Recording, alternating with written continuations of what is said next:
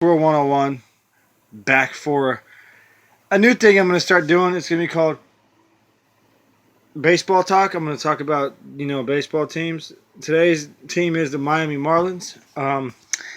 My thoughts on Giancarlo Stanton, you don't want to hear him. I think Giancarlo Stanton is probably the biggest steroid abuser right now. I mean, when every home run you hit is a long ball, you're obviously on steroids.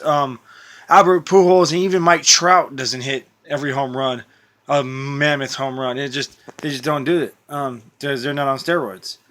Uh, and also the fact that you got Barry Bonds, one of the biggest cheaters and idiots in the game, as your hitting coach, and you want him to teach your young kids how to play the game.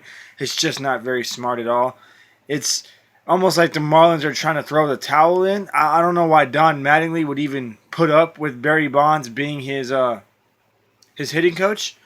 I wouldn't even put Barry Bonds near any of my players on the Astros in a million years. But the Marlins could end up being competitive. They got Jose Fernandez, who, in my opinion, is a great pitcher, underrated. He has had injury problems. They got Chris Johnson, a former Astro, who just plays old school. He's just an old school player, an old school type player. Sorry. Who else do they have? They got Ichiro, Martin Prado. I mean, they've got a good team on paper. They really do.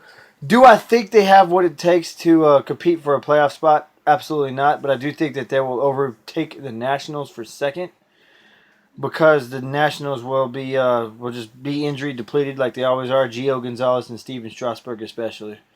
But that was my Miami Marlins talk. Stay fly YouTube. Jeffs World 101 out. See you guys.